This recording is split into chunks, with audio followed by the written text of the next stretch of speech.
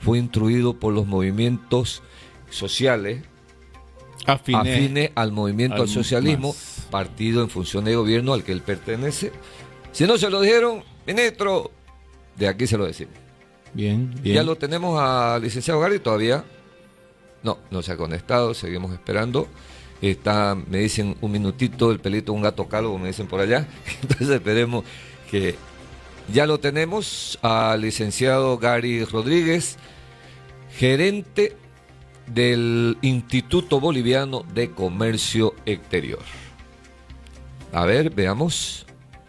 De todas maneras, mire, ¿cómo lo vio el para usted que viene de lejitos hasta la radio? Se está endureciendo. De eso le puedo dar fe. Cuesta más pasar los puntos de bloqueo. Cuesta más. ¿No? Hay más puntos de bloqueo. Los 2 primeros días llegué prácticamente sin problemas, haciendo algunos desvíos necesarios en algunos puntos estratégicos, por llamarlo así, como el Cristo, donde no dejan pasar. Entonces hay que vivorear por otras vías. Pero hoy, aparte de que hay más pitas y llantas en las calles, también se encuentran vehículos estacionados en diferentes vías, y ya de esto tendría que sincerarse, son vías secundarias. Uno reniega porque ya le cortan las vías principales de circulación, pero ahora ya también hasta la secundaria. Freddy Lecorto, nos dicen que ya estamos con el licenciado Gary Rodríguez. Buenas tardes, ya no le dicen porque me imagino que usted almorzó, nosotros todavía estamos ampliando aquí, pero ni modo. Wilson Humán lo saluda junto con don Freddy Lacio. ¿Cómo está, licenciado? ¿Cómo ve? Empecemos así rapidito con esto del veto a las exportaciones de algunos productos alimenticios que generalmente se producen en Santa Cruz. Muy buenas tardes, Freddy. Buenas tardes, Wilson. Buenas tardes a la audiencia de este programa. Le aclaro que no he almorzado todavía. Entonces estamos en la misma. La verdad que la situación a veces excede las buenas costumbres. Estamos en emergencia. La verdad que nos ha sorprendido esta determinación del Ejecutivo en el sentido de suspender las exportaciones de derivados de soya, de carne de bovino y de azúcar a partir de las 0 horas del día jueves.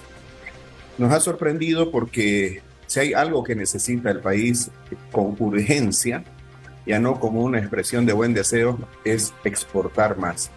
La exportación es el sueldo del país, la exportación nos ayuda a crecer más, por tanto a recuperar la economía. La exportación genera divisas para la economía y con eso apuntarla a las reservas internacionales netas, genera empleos en el sector formal. Está demostrado además que en el sector exportador los trabajadores reciben un salario promedio no solo superior al nacional, sino superior a lo que se paga en el sector privado. Y además, porque la mejor forma de consagrar la autosuficiencia alimentaria, la seguridad alimentaria, es la soberanía alimentaria. ¿Y eso cómo se consigue? Produciendo por encima de nuestras necesidades. Entonces nos ha llamado la atención de que haya un decreto que prohíba su exportación a cuenta de que se garantice el abastecimiento interno, cuando la normativa en vigencia, ¿qué dice? Dice 3 cosas. Primero, que para poder exportar se tiene que demostrar fehacientemente, documentadamente, ante el Ministerio de Desarrollo Productivo y Economía Plural y el Ministerio de Desarrollo Rural y Tierra, que el producto existe en la cantidad suficiente como para abastecer la demanda interna. Segundo, que además de eso se constituye un stock de seguridad, quiere decir, hay un inventario que no se lo va a vender durante un año con todo el costo financiero que eso significa para el productor, para la agroindustria, pero para garantizar por encima de nuestras necesidades ese abastecimiento. Y tercero, cuando se ha demostrado que hay la suficiencia de este abastecimiento sobradamente, el gobierno recién emite el certificado de abastecimiento a precio justo y autoriza a través de un cupo la exportación. De tal suerte que si es que la preocupación está en que se normalice la entrega de alimentos al interior del país, Eso no se va a dar a través de la prohibición de la exportación, sino del levantamiento del cerco, ¿no? Del cerco a Santa Cruz, y esperemos que las autoridades así lo entiendan. Hemos conocido de una intempestiva citación a una reunión en la ciudad de La Paz, a la dirigencia de la Cámara Agropecuaria del Oriente. Nos imaginamos, por la furibunda reacción que se ha dado, sobre todo en el sector de transporte, que tenía como 700 unidades paradas ayer sin poder salir y con carga ya documentada de que tenía que exportarse por el lado de Perú. Esa es la situación, por eso no he almorzado hasta el día, hasta este momento. Hasta qué hora, ¿no? Esperando además las buenas noticias que se puedan dar desde Cochabamba, ojalá Dios quiera.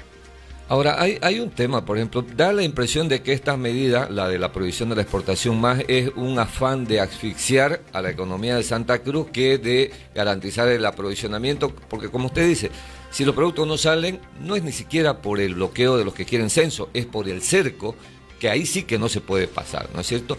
Y yo la verdad no veo que vaya a haber por lo menos en el corto plazo, un mayor perjuicio económico para los empresarios cruceños o empresarios productores de estos alimentos, sino más bien veo como un problema de generar confianza o de perder la confianza que tienen en el exterior con relación a los productos bolivianos. Creo que esa es la mayor pérdida, ¿no es cierto?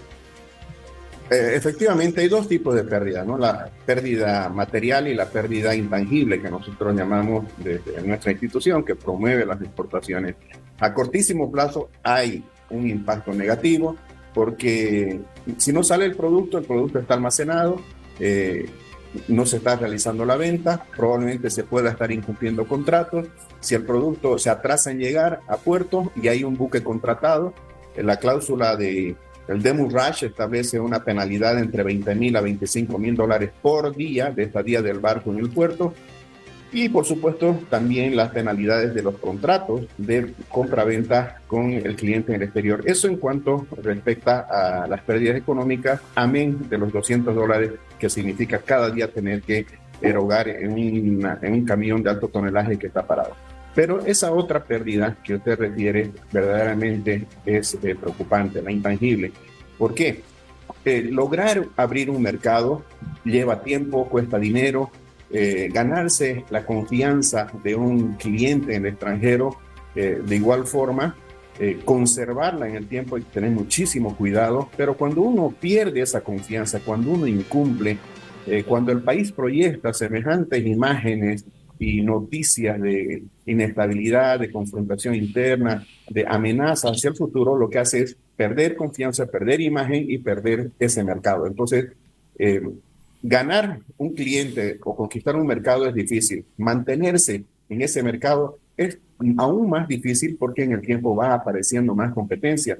Pero perder un cliente y perder un mercado muchas veces es imposible. Ocurre casi igual que con un matrimonio, ¿verdad? Tiene que haber una relación de confianza y cuesta construir esa confianza, pero por un solo fallo, por una sola situación, esa confianza se puede perder, y muchas veces irremediablemente.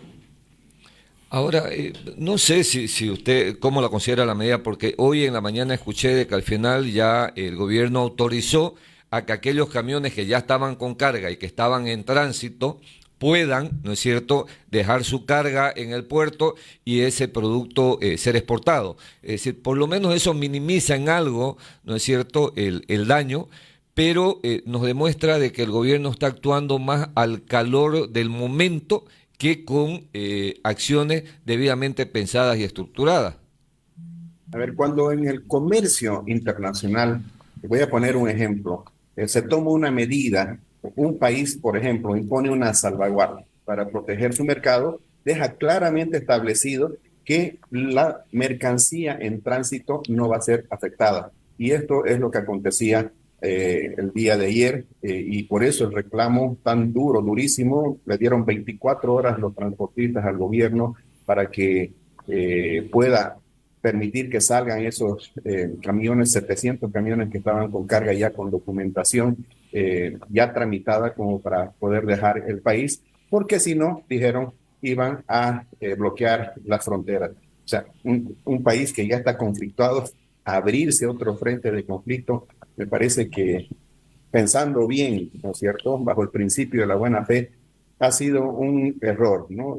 La motivación, según el ministro de Desarrollo Productivo y Economía Plural, para tener este decreto que dice que es temporal y precautorio en función de garantizar el abastecimiento interno, dice, mientras dure esta situación que se ha dado a raíz del paro, pero que no dice que se da a raíz del cerco, porque con el paro estaba establecido de que los camiones que transportan alimentos tenían que pasar.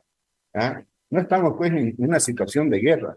La verdad que no entendemos muchas veces lo que está aconteciendo en el país. Hay gente que piensa que amenazar de inanición, amenazar de muerte, eh, defenestrar con toda la artillería posible al adversario en las ideas es algo normal. Eso no pasa ni ahorita. En la situación de guerra entre Ucrania y Rusia, se respetan códigos internacionales de guerra para permitir que haya abastecimiento de alimentos, porque de otra forma nos estamos yendo a la época de la barbarie, ¿no? Escuchaba yo a ese señor de la CSUC-CB querer remontarnos al siglo XVIII, ¿no? Hablaba del cerco de Tupac Katari a La Paz en 1781.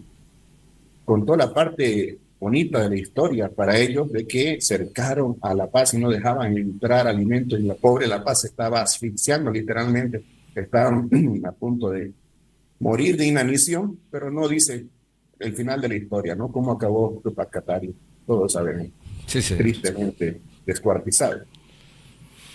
¿Cómo está? Buenas tardes, estimado licenciado. Freddy Lacio lo saluda. Usted sabe, yo soy un fan suyo y siempre sigo sus columnas de opinión. Y recientemente vi una referida al tema del segundo aguinaldo. Quisiera que explique a nuestra audiencia cómo está la situación económica del país y las explicaciones de por qué el segundo aguinaldo en esta gestión no fue viable. Muchas gracias, Wilson. Gracias por leerme y por su concepto. Hacemos lo que debemos hacer. Tratamos de ser luz en medio de la oscuridad, tratamos de orientar y siempre todo respaldado por documentación, por la estadística, como debe ser. En lo que respecta a la economía, que viene directamente concatenado al hecho de que este año no va a haber segundo aguinaldo, nos animamos hace un tiempo atrás a pronosticar en un 99% de que no iba a haber, porque la estadística así lo indicaba. El decreto 1802 del año 2013, que crea este segundo aguinaldo llamado Esfuerzo por Bolivia, claro, se lo da al calor de la bonanza, del auge económico mundial prevaleciente en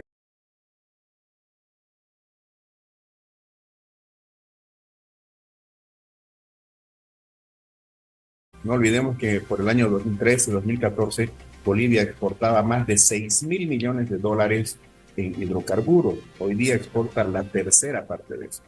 Por aquel entonces teníamos superávit de 3.000 millones de dólares por año, ¿no?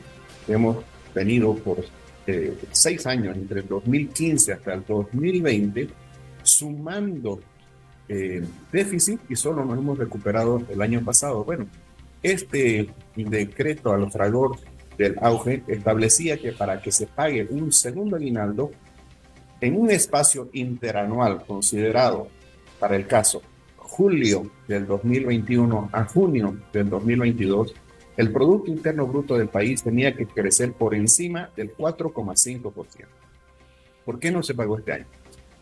Analizando las cifras del INE oficiales, entre julio y septiembre del pasado año, la economía creció 5,48% comparativamente a igual lapso de la gestión anterior.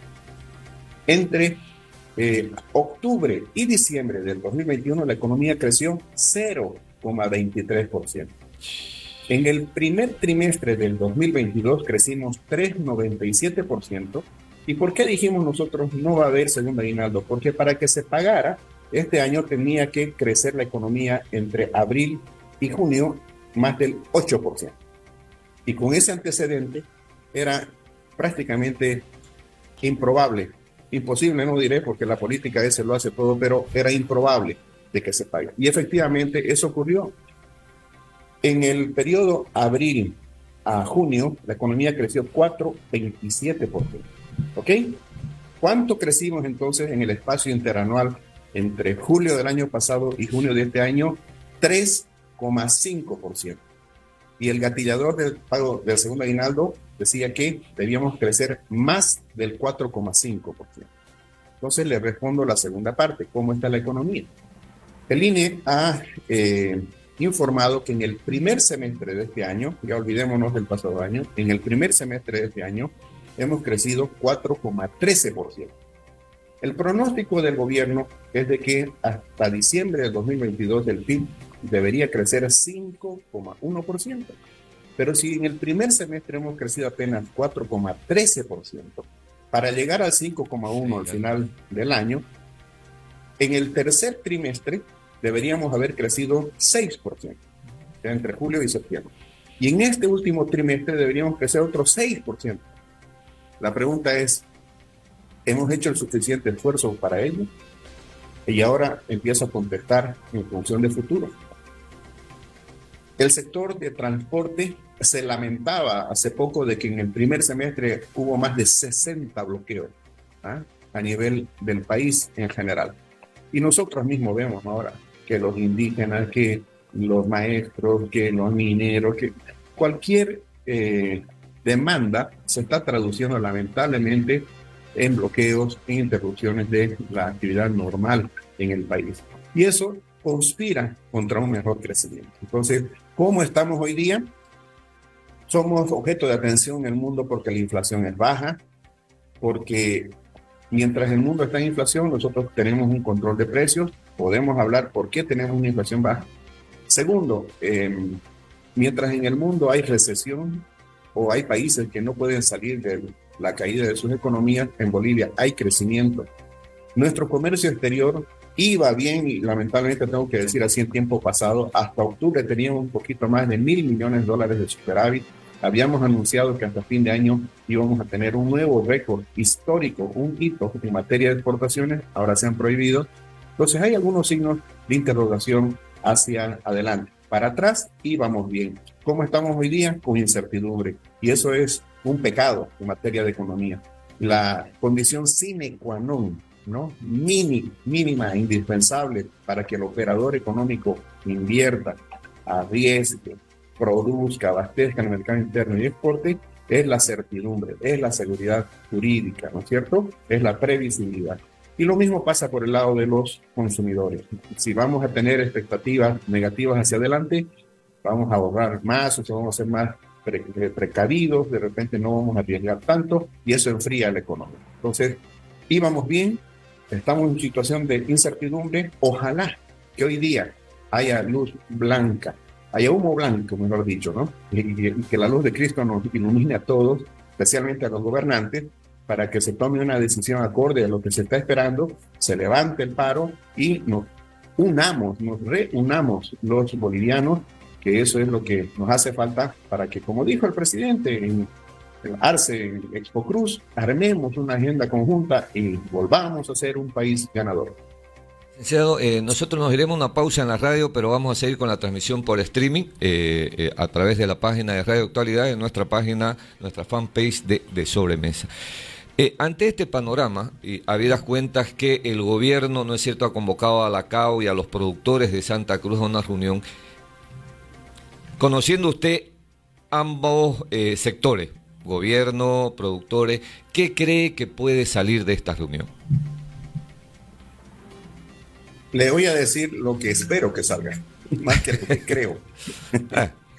Y puede ser una expresión de buen deseo, pero también un mensaje para los gobernantes, que no se equivoquen, ¿no? Y cuando a mí me dicen, por ejemplo, esto es un castigo a Santa Cruz, este es una reacción a lo que dijo el presidente Canito, prefiero pensar que no es así. Prefiero pensar que es un error y los errores se corrigen.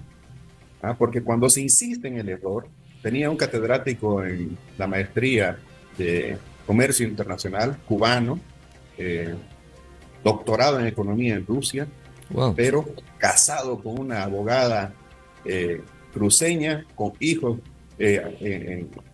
nacidos acá, el doctor Andrés Granado Falcón. Él decía lo siguiente: no dejen que los problemas pequeños se vuelvan grandes. Y no dejen que se acumulen problemas grandes, porque si no, pasamos una situación problemática donde no se puede hacer foco y ya no se puede resolver nada. ¿Y qué es lo que pasó con este decreto? Abrió nuevos frentes de conflicto, ¿no? Entonces voy a decir lo que espero que pase, que en este diálogo no haya condicionamientos y que haya el propósito de garantizarle al ministro, por parte de la dirigencia de la CAO, de que sí tenemos suficiente alimentos y que podemos sobreabastecer el mercado interno, porque ellos además controlan que se pueda exportar, y en base a ese control que el gobierno vuelva a normalizar la posibilidad de la exportación de alimentos. Nos estaba yendo muy bien hasta agosto. Le voy a dar los datos. En soya habíamos exportado entre enero y agosto 1.642 millones de dólares. En carne estábamos en 99 millones de dólares y en azúcar en 55 millones de dólares. Eso, una media matemática, nos reporta un poquito más de 7 millones de dólares de exportación por día, que sería lo que estamos perdiendo en los días que no podamos exportar. Pero a donde yo quisiera llegar es de que si es que no se soluciona, más de un productor, más de un exportador va a pensar, pues no, si conviene seguir invirtiendo en este país, si conviene seguir arriesgando cuando no hay un acompañamiento por parte de nuestras autoridades. Finalmente, por más ministros, viceministros, directores que están en la administración pública, por más allá del título, todos son servidores públicos. Ellos se deben a la sociedad. Y al principio dije que cuando hablamos de exportar, estamos hablando del sueldo de Bolivia. Estamos hablando de las divisas que necesitamos para importar lo que necesitamos: insumos, bienes de capital, equipos de transporte, combustibles, etc. Que la exportación se tiene que entender no como el privilegio de uno, sino el beneficio de todos. Y voy a decir algo más y es bien propio. Las reservas internacionales netas hoy día están en menos de la tercera parte de lo que eran en el año 2014. Fíjense, ¿qué hubiera pasado si hubiéramos trabajado codo a codo con el gobierno? Hubiéramos sido sensación mundial. En el 2014, solamente Bolivia y la China en el mundo tenían una relación de 50% entre lo que eran las reservas internacionales netas y el PIB. Y hoy día hemos vuelto pues a la normalidad, ¿no es cierto? Ya no destacamos a nivel mundial. Tenemos menos de la tercera parte. ¿Y hasta dónde puede bajar eso? Para que eso no siga bajando, tenemos que exportar más. ¿Por qué? Porque el tipo de cambio depende. La estabilidad macroeconómica depende. Que no haya inflación en el país depende de que las reservas internacionales atiendan una demanda de dólares en el mercado interno. ¿Y eso cómo lo vamos a hacer? Hay 5 maneras de fortalecer las reservas o de que no caigan: exportar más, importar menos, atraer capital privado externo, endeudarnos o que nos regalen plata. Ni en la pandemia nos ha regalado plata a nadie porque el mundo está en crisis. Endeudarnos nos cuesta mucho más que antes, no solamente en términos de acceso, sino en términos de tasa, y las tasas de interés siguen subiendo. Atraer capitales externos con esta situación de conflicto que tenemos en el país, esto le vamos a ofrecer, mientras en Paraguay, en Uruguay le están dando absolutamente todas las facilidades, incluso estímulos fiscales. Sustituir importaciones, hemos aplaudido el fondo de fideicomiso del gobierno, pero son 350 millones de dólares que tienen para prestar frente a este año 11.000 millones de dólares que vamos a gastar en importaciones. Entonces, ¿qué nos queda? Exportar. Y exportar está en nuestras depende de nosotros, está en nuestras manos. Por eso yo digo, ¿no? Este país es pobre porque nosotros tenemos políticas pobres, lamentablemente, ¿no? Y no voy a hablar solo de este gobierno, voy a hablar también de los anteriores. Nunca se le ha dado la importancia al sector exportador, siendo que significa todo eso, ¿no? El suelo del país, el que genera las divisas, el que nos permite crecer más, el que crea empleos de calidad, etcétera. Así es. Le agradecemos, licenciado. De verdad, ojalá lo hayan escuchado los gobernantes, aquellos que tienen poder de decisión, porque no hay otra manera. O solucionamos este conflicto, abrimos las exportaciones, o nos hundimos cada vez más. Gracias. Dios mediante, nos reencontraremos en otra oportunidad. Ya lo estaremos convocando para que nos ilumine también. Muchísimas Con el gracias, mayor licenciado. Muchísimas gracias por la invitación y hagamos una profesión de fe. Creamos que para Dios nada es imposible y no serán los hombres, será Él que nos ayude a salir de este problema. Muchas gracias, bendiciones, un abrazo para todos. Amén. Gracias. Entonces ya lo escucharon, licenciado Gárez Rodríguez. De verdad, comparto todo lo que dice, indiscutiblemente. Y aunque no compartiera, yo me quedo... No hay otra persona que maneje también el tema de las exportaciones como nuestro invitado. Sí, señor. Y me quedo con eso. Yo sé que usted es pesimista muchas veces.